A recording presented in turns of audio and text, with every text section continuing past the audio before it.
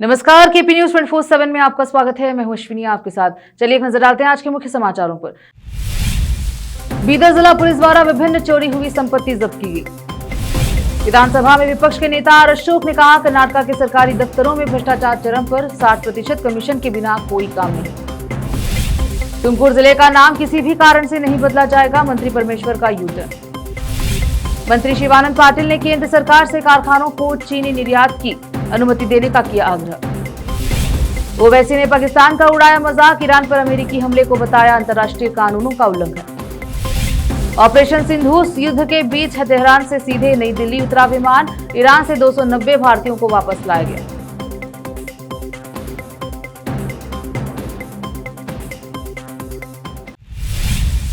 अब समाचार विस्तार से। एआई सॉफ्टवेयर की मदद से बीदर जिले के 4 थाने में दर्ज संपत्ति चोरी के कुल 5 मामलों में 5 व्यक्तियों को गिरफ्तार किया गया तथा 14 दोपहिया वाहन जब्त किए गए तथा 5,95,000 रुपए की संपत्ति जब्त की गई, जिसमें मंडली थाना पुलिस द्वारा दोपहिया वाहन चोरी के मामले में 2 आरोपियों को गिरफ्तार किया गया। 1 लाख की संपत्ति जब्त की गई और औराद भी थाने में 2 दोपहिया वाहन चोरी के मामले में आरोपियों को गिरफ्तार कर 95,000 रुपए की संपत्ति जब्त की गई। बगदल थाना में 1 वाहन और बीदर रूरल थाने में 9 दोपहिया वाहन चोरी के मामले में आरोपियों को गिरफ्तार किया गया। कैमरामैन महेश डिगे का कवरेज। कर्नाटक राज्य आंगनवाड़ी कार्यकर्ता एवं सहायिका स्वतंत्रता संघ की जिलाध्यक्ष लक्ष्मी दांडे के नेतृत्व में शहर के अम्बेडकर सर्कल के निकट आईबी पर एक प्रेस कॉन्फ्रेंस आयोजित की गई। संवाददाता सम्मेलन को संबोधित करते हुए कर्नाटक राज्य आंगनवाड़ी कार्यकर्ता एवं सहायिका स्वतंत्रता संघ की जिलाध्यक्ष लक्ष्मी दांडे ने कहा कि आंगनवाड़ी कार्यकर्ताओं की विभिन्न मांगों को पूरा करने की मांग को लेकर 25 जून को विरोध प्रदर्शन किया जाएगा, इसीलिए आंगनवाड़ी कार्यकर्ताओं को बड़ी संख्या में भाग लेना चाहिए। इस अवसर पर जिला महासचिव सुलोचना पोझारी, जिला संयुक्त सचिव मनोरंजनी मेलोर आदि उपस्थित रहे। कैमरामैन पुपराज का कवरेज। स्वातंत्र्य संघटने वतीन इवत्तु नावु एल्ल अंगनवाड़ी कार्यकर्तरु सर्कल वैस अध्यक्षರು ಹಾಗೂ ಕಾರ್ಯದರ್ಶಿಗಳು ಸೇರಿಕೊಂಡು ಸಭೆಗೆ ಬಂದಿದ್ದೇವೆ। ನಾನು ಜಿಲ್ಲಾಧ್ಯಕ್ಷಣಿಯಾಗಿ ಲಕ್ಷ್ಮೀ ದಂಡೆ ಮಾತಾಡ್ತಾ ಇದ್ದೇನೆ।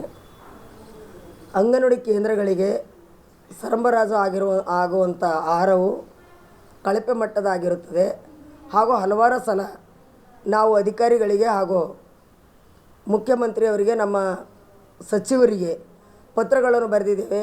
ನಮ್ಮ ಜಿಲ್ಲೆಯಲ್ಲಿ ನಮ್ಮ ಮಕ್ಕಳು ಸೇವಿಸುವಂಥ ಆಹಾರವು ಕೊಡಬೇಕು, ಆಹಾರವನ್ನು ಚೇಂಜ್ ಮಾಡಬೇಕಂತ ಹೇಳಿದಾಗ ಭೀ ಅವ್ರು ಮಾಡಲಿಲ್ಲ। ಬರೀ ಅವ್ರು ಕೊಡುವಂಥದ್ದು ಸಾಸಿ ಧನಿಯಾ ಇದು ಈ ಥರ ಎಲ್ಲ ಕಲಿಸ್ಕೊಟ್ಟು ಇಂದು ಮಕ್ಕಳು ಯಾರು ಮಸಾಲೆ ತಿಂತ ಇಲ್ಲ। ರವೆ ಅಂತೇಳಿ ಕೊಡ್ತಾ ಇದ್ದಾರೆ, ಅದು ಬರೀ ಹಿಟ್ಟಾಗಿದೆ। ಅವರು ನಮಗೆ ಪೌಷ್ಟಿಕ ಆಹಾರ ಅಂತ ಕೊಡ್ತಾ ಇದ್ದಾರೆ, ಅದರಲ್ಲಿ ಸಕ್ಕರೆ ಇಲ್ಲ, ಬೆಲ್ಲ ಇಲ್ಲ। ಅವ್ರು ಬೆಲ್ಲ ಕೊಡುವಂಥದ್ದು ಥರ್ಡ್ ಕ್ವಾಲಿಟಿ, ಒಳ್ಳೆ ಕ್ವಾಲಿಟಿ ಇದೆ ಅಂಥೇಳಿ ರಿಪೋರ್ಟ್ ತಂದು ಥರ್ಡ್ ಕ್ವಾಲಿಟಿ ಕೊಡ್ತಾರೆ। ಅದರಲ್ಲಿ ಹಳ್ಳ ಆಮೇಲೆ ಸಿಂಪೆಗಳು ಸೋಸಿದರೆ ಒಂಥರ ಇದ್ದಿರುತ್ತದೆ। ನಮಗೆ ಗ್ರಾಮದಲ್ಲಿ ಕೆಲಸ ಮಾಡ್ಲಿಕ್ಕೆ ಭಾಳ ತೊಂದರೆ ಆಗ್ತಲಿದೆ। ಗ್ರಾಮಸ್ಥರು ನಮ್ಮ ಮಕ್ಕಳಿಗೆ ಈ ಥರ ಎಲ್ಲ ಕೊಟ್ಟು ನೀವು ಸೇವನೆ ಮಾಡಿಸಿ ನಮ್ಮ ಮಕ್ಕಳಿಗೆ ಅನಾರೋಗ್ಯಕ್ಕೆ ಒಳಗೆ ಮಾಡ್ತಲಿದ್ದೀರಿ। ನೀವು ಯಾವುದು ಪೌಷ್ಟಿಕ ಆಹಾರ ಕೊಡ್ತಾ ಇಲ್ಲ, ಅಪೌಷ್ಟಿಕತೆ ನಮ್ಮ ಮಕ್ಕಳಿಗೆ ಬರುವಂಥ ಕಾರಣ ನಿಮ್ಮ ಅಂಗನವಾಡಿ ಕೇಂದ್ರಗಳೇ ಆಗಿದೆ। ನಿಮ್ಮಲ್ಲಿದ್ದಂಥ ಫುಡ್ಡನ್ನು ಸೇವಿಸಿ ನಮ್ಮ ಮಕ್ಕಳು ಅಪೌಷ್ಟಿಕತೆಗೆ ಒಳಗಾಗುತ್ತಲಿದ್ದಾರೆ ಎಂದು ನಮ್ಮ ಏರಿಯಾದಲ್ಲಿ ಹಾಗೂ ನಮ್ಮ ಗ್ರಾಮಗಳಲ್ಲಿ ನಗರದಲ್ಲಿ ವಾರ್ಡ್ಗಳಲ್ಲಿ ಭಾಳ ಪ್ರಾಬ್ಲಮ್ ಆಗುತ್ತಲಿದೆ। ನಾವು ಭಾಳ ತೊಂದರೆಗೆ ಒಳಗಾಗಿದ್ದೇವೆ, ಆದರೆ ಯಾವ ಸರ್ಕಾರ ನಮ್ಮ ಕಡೆ ಕಿವಿಗೊಡ್ತಾ ಇಲ್ಲ। ನಾವು ಹಲವಾರು ಸಲ ಮೊಟ್ಟೆಗಳು ಅಂಗನವಾಡಿ ಕೇಂದ್ರಕ್ಕೆ ಬರುವಂಥದ್ದು ಕಳಪೆ ಮಟ್ಟದಾಗಿದೆ ಅಂತ ನಾವು ಎಷ್ಟೇ ಹೇಳಿದರೂ ಯಾರೂ ಕೇಳ್ತಾ ಇಲ್ಲ। ಅವು ನಾವು ಬಗಣಿದಲ್ಲಿ ಹಾಕಿ ಅಂಗನವಾಡಿ ಕೇಂದ್ರದ ಕುದಿಸಾಗ ಬಾಲ್ ಹಾರಿನಂಗೆ ಹಾರ್ತಾ ಇರ್ತಾವೆ, ಆದರೆ ಯಾರೂ ಅಧಿಕಾರಿಗಳು ನೋಡೋದಿಲ್ಲ। ಈ ಥರ ನಮಗೆ ಕಳಪೆ ಮಟ್ಟದ ಆಹಾರ ಬಂದಿದೆ, ಮೊಟ್ಟೆ ಬಂದಿದೆ ಅಂದಾಗ ನಮ್ಮ ಅಧಿಕಾರಿಗಳು ಪ್ರೆಷರ್ ಹಾಕೋದು, ಅಂಗನವಾಡಿಗಳಿಗೆ ವಿಸಿಟ್ ಮಾಡೋದು, ಆಮೇಲೆ ನಮ್ಮ ಅಂಗನವಾಡಿ ಕಾರ್ಯಕರ್ತರ ಮೇಲೆ ಅಫರ್ಗಳು ಮಾಡೋದು ನಮಗೆ ಭಾಳ ದೌರ್ಜನ್ಯವಾಗಿದೆ। विधानसभा में विपक्ष के नेता आर अशोक ने कहा कि भ्रष्टाचार चरम पर है और राज्य सरकार के किसी भी कार्यकाल में 60% कमीशन के बिना कोई काम नहीं होता। अशोक ने आवास विभाग में कथित भ्रष्टाचार की न्यायिक जांच की भी मांग की है। अशोक ने बेंगलुरु में मीडिया कर्मियों से कहा, अब तक विपक्षी दल सरकार के खिलाफ आरोप लगाते रहे हैं, लेकिन अब सत्तारूढ़ पार्टी के वरिष्ठ नेता भी आरोप लगा रहे हैं, जो भ्रष्टाचार की हद को दर्शाता है। उन्होंने कहा, वे योजना स्वीकृति और मकान आवंटन के लिए पैसे लेते हैं। इस सरकार में बिना पैसे के कोई काम नहीं होता। 60% कमीशन के बिना किसी भी कार्यालय में कोई काम नहीं होगा। अशोक ने कहा कि मुख्यमंत्री सिद्धरामैया कुछ नहीं कर रहे, बल्कि केंद्र सरकार पर आरोप लगा रहे हैं। भाजपा नेता ने कहा कि राज्य सरकार को कांग्रेस के वरिष्ठ विधायक BR पाटिल द्वारा लगाए गए आरोपों की तुरंत न्यायिक जांच का आदेश देना चाहिए, जिन्होंने आरोप लगाया था कि रिश्वत देने वाले को मकान आवंटित किए गए थे। अशोक ने कहा कि अगर कांग्रेस के विधायक भ्रष्टाचार की बात करेंगे तो सरकार 3 दिन भी नहीं चल पाएगी।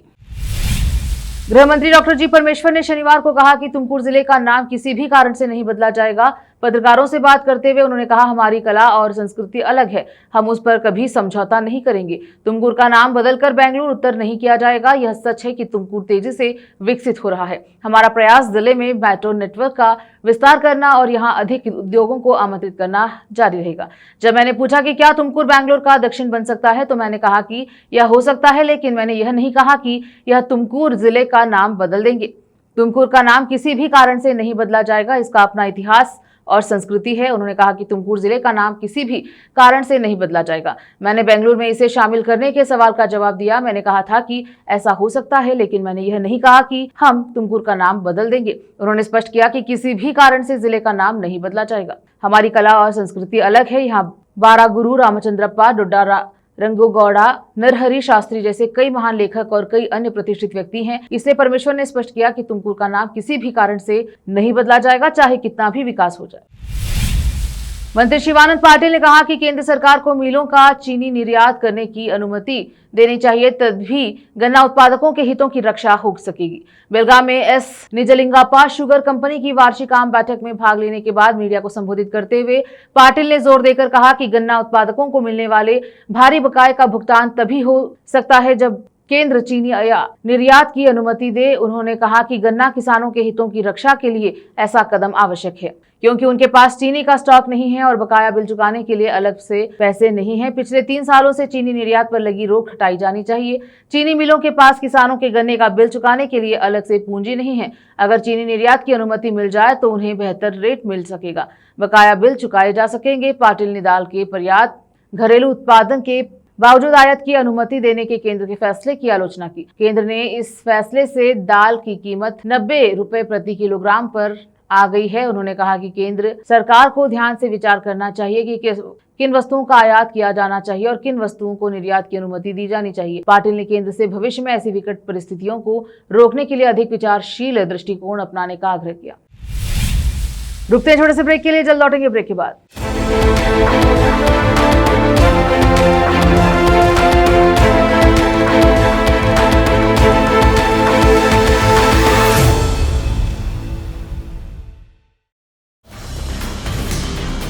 हिंदुस्तान के हर कोने में हम हैं मौजूद। 24 घंटे हालात पर गहरी नजर, खबरों से जुड़े चुपते सवालात, और आपको दिखाता है धार्मिक, सामाजिक, राजनीतिक, लोकल और इंटरनेशनल न्यूज की सबसे बेहतर कवरेज, जो आपको रखती है हर पल बाखबर। देश और दुनिया भर की खबर के लिए देखते रहें KP News 24/7। नूर एजुकेशन ट्रस्ट बीदर की ओर से चलाए जाने वाला नूर M.Ed and B.Ed college Bidar, recognized by NCTE Delhi and affiliated to Bidar University Bidar. Admission are open for the academic year 2023-24। विशेषज्ञ और सक्षम शिक्षकों द्वारा शिक्षा प्राप्त करने के लिए नूर M.Ed and B.Ed कॉलेज में दाखिला लें और शांत वातावरण में शिक्षा प्राप्त करें। बीदर शहर में बेहतर शिक्षा का एकमात्र केंद्र Noor M.Ed and B.Ed college, Shahpur gate, Bidar. Phone numbers 9945283920, 8482221297।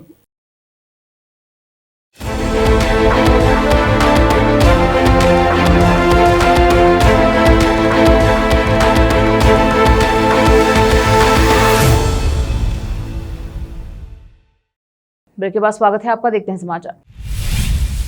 Mumbai में आगामी नगर निगम चुनाव से पहले शिवसेना और मनसे के बीच संभावित इस गठबंधन की अटकलें तेज हो गई हैं। इस पर शिवसेना के सांसद संजय राउत ने रविवार को स्पष्ट किया कि इस बारे में अंतिम फैसला सिर्फ उद्धव ठाकरे और राज ठाकरे ही ले सकेंगे। पत्रकारों से बातचीत के दौरान संजय राउत ने कहा कि मनसे के कुछ नेता जो गठबंधन का विरोध कर रहे हैं, जो राजनीति में हाल ही में आए हैं, उन्हें बोलने का कोई अधिकार नहीं। राउत ने कहा कि वर्षों से ठाकरे भाइयों को करीब से जानता हूं और मुझे अच्छी तरह से पता है कि क्या होगा और क्या नहीं। बता दें कि यह बयान मनसे नेता संदीप देशपांडे की आलोचनात्मक टिप्पणी के जवाब में आया है, जिसमें उन्होंने शिवसेना पर निशाना साधा, जहां हाल ही में राज ठाकरे ने मुख्यमंत्री देवेंद्र फडणवीस से मुंबई के एक होटल में मुलाकात की थी, जिससे यह चर्चा और तेज हो गई है। वे भाजपा के साथ फिर से हाथ मिला सकते हैं।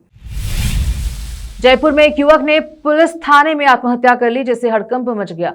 व्यक्ति का नाम मनीष है, जो उत्तर प्रदेश का निवासी था। मनीष को शनिवार दोपहर बाइक चोरी करने के आरोप में गिरफ्तार किया गया, जिसके बाद मनीष ने पुलिस स्टेशन में मौका पाकर कपड़े का फंदा लगाकर आत्महत्या कर ली। वहीं मनीष के परिवार ने इसके विरोध में प्रदर्शन किया है। पूर्व मंत्री प्रताप सिंह खजरियावास ने प्रशासन पर सवाल उठाए। वहीं मृतक के परिवार ने पुलिस पर आरोप लगाते हुए सरकार से गुहार लगाई।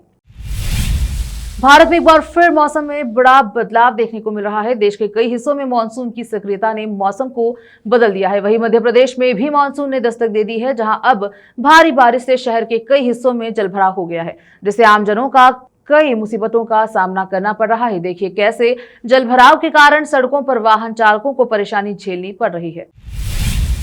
अब वक्त एक और छोटे से ब्रेक का, जल्द लौटेंगे ब्रेक के बाद। नूर एजुकेशन ट्रस्ट बीदर की ओर से चलाए जाने वाला Noor MEd and BEd college Bidar, recognised by NCTE Delhi and affiliated to Bidar university Bidar. Admission are open for the academic year 2023-24। विशेषज्ञ और सक्षम शिक्षकों द्वारा शिक्षा प्राप्त करने के लिए नूर एमएड एंड बीएड कॉलेज में दाखिला लें और शांत वातावरण में शिक्षा प्राप्त करें।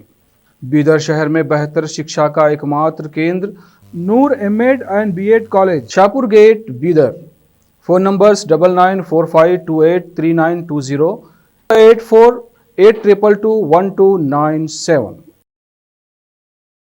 ब्रेक के बाद स्वागत है आपका, देखते हैं समाचार। चीफ असदुद्दीन ओवैसी ने अपने बयान में जहां पाकिस्तान का मजाक उड़ाया, वहीं ईरान के परमाणु ठिकानों पर अमेरिकी हमले की निंदा की और इसे अंतर्राष्ट्रीय कानून का उल्लंघन बताया। उन्होंने इस बात पर चिंता जाहिर की कि अमेरिकी बमबारी के बाद मध्य पूर्व के कुछ अरब देश इजराइल की ब्लैकमेलिंग और आधिपत्य के कारण परमाणु हथियार बनाने की ओर बढ़ सकते हैं। उन्होंने कहा, ईरान के परमाणु ठिकानों पर हमला अंतर्राष्ट्रीय कानून, संयुक्त राष्ट्र अध्ययन NPT का उल्लंघन है। संयुक्त राज्य अमेरिका के संविधान की उल्लंघन करता है, क्योंकि इसमें कहा गया है कि कांग्रेस की अनुमति के बिना देश लड़ाई नहीं लड़ सकता। उन्होंने कहा कि अमेरिकी राष्ट्रीय खुफिया प्रमुख तुलसी गबार्ड ने पहले कहा था कि ईरान में कुछ भी नहीं है। ओवैसी ने आरोप लगाया कि अमेरिका गाजा में हो रहे नरसंहार को छुपा रहा है। ओवैसी ने कहा कि इजराइल के पास 700 से 800 परमाणु हथियार है, जिन पर NPT पर हस्ताक्षर नहीं किए गए हैं। साथ ही अंतर्राष्ट्रीय परमाणु ऊर्जा एजेंसी के निरीक्षकों को उनका निरीक्षण करने की अनुमति नहीं है। उन्होंने कहा कि 5 से 10 साल में ईरान 90% तक यूरेनियम का संवर्धन कर लेगा और इसे रोका नहीं जा सकता। उन्होंने पाकिस्तान का मजाक उड़ाते हुए कहा कि क्या वह ईरान पर हमलों के लिए अमेरिकी राष्ट्रपति डोनाल्ड ट्रंप के लिए नोबेल शांति पुरस्कार की मांग कर रहे हैं। लोकसभा सांसद ने सवाल किया कि क्या पाकिस्तान ने ट्रंप का समर्थन सिर्फ इसलिए किया था ताकि वह एक संप्रभु राष्ट्र पर बम गिराए। हैदराबाद में ओवैसी ने कहा कि हमें पाकिस्तानियों से पूछना चाहिए कि क्या वे चाहते हैं कि ट्रंप को नोबेल शांति पुरस्कार मिले। AIMIM नेता ने पाकिस्तान के सैन्य नेतृत्व का मजाक उड़ाते हुए कहा, क्या पाकिस्तान के इस जनरल ने इसके लिए अमेरिकी राष्ट्रपति के साथ लंच किया था? आज वे सभी बेनकाब हो गए हैं। अहमदाबाद विमान दुर्घटना में जान गंवाने वाले कैबिन क्रू सदस्य कोंगरालपट्टम नंगोथई शर्मा का पार्थिव शरीर इम्फाल अंतर्राष्ट्रीय हवाई अड्डे पर पहुंचा। ये पल सभी के लिए बेहद दर्द भरा था। इसी बीच बेटी का पार्थिव शरीर देख माता पिता फिफक कर रोने लगे। दरअसल 12 जून को अहमदाबाद में हुए दुखद विमान हादसे में नगनथोई शर्मा की मृत्यु हो गई थी। यह एयर इंडिया की फ्लाइट में कैबिन क्रू का हिस्सा थी, लेकिन अब वो हमारे बीच नहीं है। संघर्ष प्रभावित ईरान में फंसे 290 भारतीयों को लेकर एक और विशेष उड़ान शनिवार रात को नई दिल्ली में सुरक्षित उतरी, जिससे ऑपरेशन सिंधु के तहत निकाले गए लोगों की कुल संख्या 1117 हो गई। यह चल रहे ऑपरेशन सिंधु के तहत ईरान से निकाले गए भारतीयों का 5वां जत्था है। ऑपरेशन सिंधु के तहत विशेष फ्लाइट में ईरान ने भारत पहुंचे भारतीय नागरिक की कहा कि बहुत अच्छा लग रहा है, वहां मिसाइलें चल रही थी, हमें डर लग रहा था, हम वहां एक हफ्ते तक फंसे हुए थे। ऑपरेशन सिंधु के तहत विशेष फ्लाइट में ईरान से भारत पहुंचे नवीद ने कहा कि मैं कश्मीर से हूं, मैं MBBS द्वितीय वर्ष का छात्र हूं। अब मैं बहुत अच्छा महसूस कर रहा हूं। मैं भारत सरकार का शुक्रगुजार हूं, उन्होंने इस मुश्किल समय में हमें ईरान से निकाला है। ऑपरेशन सिंधु के तहत ईरान से भारत पहुंचे एक भारतीय छात्र ने कहा, मैं बिहार के सीवान से हूं, मैं पिछले 2 वर्षों से ईरान में हूं। तेहरान में स्थिति काफी खराब है, अन्य स्थानों पर स्थिति सामान्य है। मैं सरकार का शुक्रिया अदा करना चाहता हूं। आखिर में फिर एक बार देखते हैं मुख्य समाचार। बीदर जिला पुलिस द्वारा विभिन्न चोरी हुई संपत्ति जब्त की गई। विधानसभा में विपक्ष के नेता आर अशोक ने कहा, कर्नाटक के सरकारी दफ्तरों में भ्रष्टाचार चरम पर, 60% कमीशन के बिना कोई काम नहीं। तुमकुर जिले का नाम किसी भी कारण से नहीं बदला जाएगा, मंत्री परमेश्वर का यूटर्न। मंत्री शिवानंद पाटिल ने केंद्र सरकार से कारखानों को चीनी निर्यात की अनुमति देने का किया आग्रह। ओवैसी ने पाकिस्तान का उड़ाया मजाक, ईरान पर अमेरिकी हमले को बताया अंतर्राष्ट्रीय कानूनों का उल्लंघन। ऑपरेशन सिंधु युद्ध के बीच तेहरान से सीधे नई दिल्ली उतरा विमान, ईरान से 290 भारतीयों को वापस लाया गया।